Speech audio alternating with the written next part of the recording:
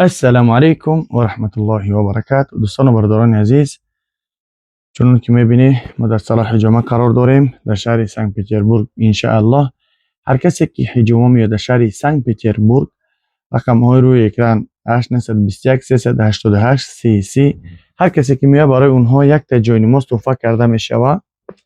جای نماز چند رنگ داره، خلاص گپ کدامش که انتخاب در دست خودتونه، اختیار در دست خودتون. یک جای نماز تحفه کرده میشوه و یک اپارات ریش تراشک، ریش پس کنک، ریش کنتوفکه کنک، یعنی دو نمودش است. یکی از اینها من میاره ویدیو میکنم، در آخر ویدیو میمونم.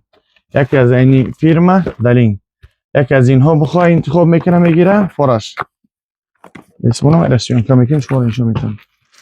یکی یک دیگه از اینها. خلاص گپ انتخاب در دست خودی بنده، کدامی تا که خیلیش محقول تا نکه دو درا هموش خلاص گپ میگیرین. در ویبر میمونم. اینه یک تا از این هسته، یک تا از این.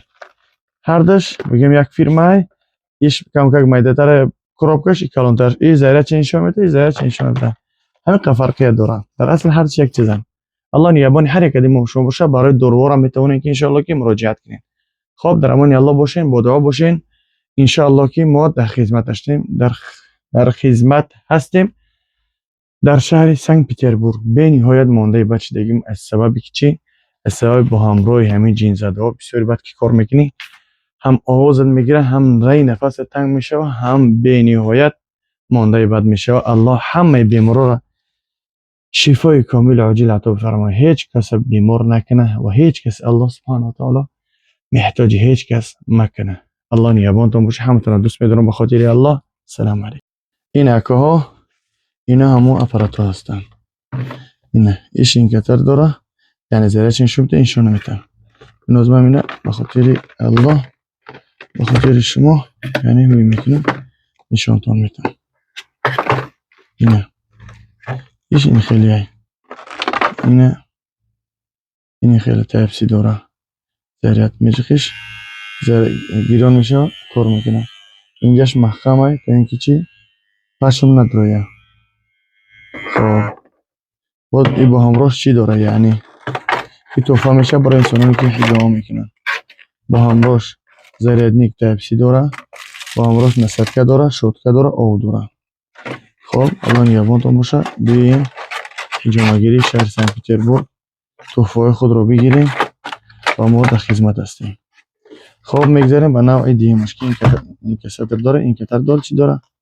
خلاص گپ زریعه چه نشون میده با توچ که شگر بگیریم کارت که این ها ایش این خیلی مایده که این خیلی گوش میکنیم. اینه سر روی کردیم نی چکالک شای خیلی میگیری ایشه. اینه بسم الله میگه اینجا میشه خشیره. این نشون میده 80% زریعه داره. اینجا تایپسی زریعت میخوره. سینه رقمای فیرم خدمونه که مزکس میکنم اختیار روی میکنن. هر کسی که حجامه میگیره برای اونها تحفه کرده میشه باذن الله. خب دوستان عزیز با دعا باشین. سنت پترزبورگ جدین است. انشاءالله до скорой встречи.